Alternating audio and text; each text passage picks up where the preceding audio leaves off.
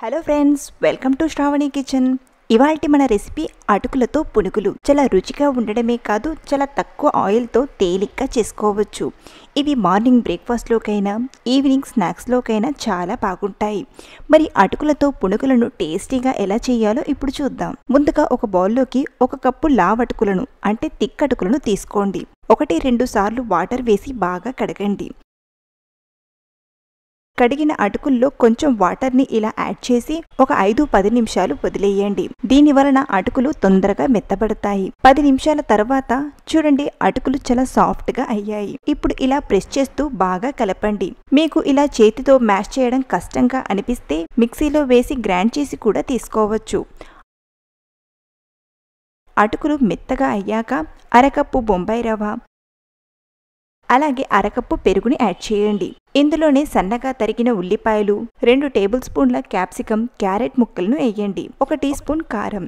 మీరు కారం ప్లేస్లో పచ్చిమిర్చిని దంచి కూడా వేయొచ్చు. 1/2 టీ స్పూన్ ధనియాల పొడి, 1/2 టీ స్పూన్ పసుపు, 1/2 టీ స్పూన్ జీలకర్ర, టేస్ట్కి సరిపడా ఉప్పు వేసి కలపండి. నీళ్లను కొంచెం కొంచెం వేస్తూ చిక్కటి పిండిలా కలపండి. ఇలా ఈ కన్సిస్టెన్సీలో కలిపాక మూత పెట్టి 20 నిమిషాలు పక్కన పెట్టండి. ఈలోగా పిండి సెట్ అవుతుంది.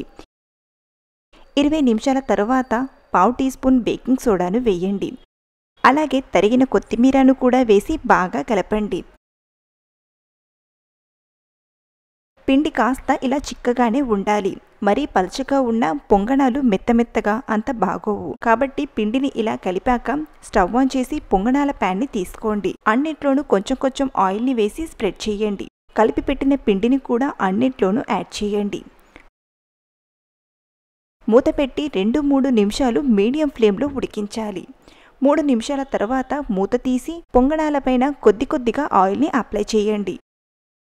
కింద భాగాన బాగా కాల్చాక మరో పక్కకి టర్న్ చేసి మరో 2 నిమిషాలు బాగా కాల్చి తీసుకోండి. ఇలా 2 పక్కల కూడా బాగా ఫ్రై అయ్యాక ప్లేట్లోకి తీసుకోండి. మధ్యలో ఉన్నవైతే తొందరగా ఫ్రై అవుతాయి. కాబట్టి పక్కకి ఉన్నవి మధ్యలోకి మార్చుతూ అన్నీ కూడా బాగా కాల్చి తీసుకోండి. ఈ వేడివేడి పొంగనాలను మనం టమాటా సాస్తో తిన్నా లేదా కొబ్బరి పల్లీ చట్నీతో తిన్నా ఎంత బాగుంటాయో. ఇలా మీకు ఇష్టమైన చట్నీతో ఈ పొంగనాలను తినేయచ్చు.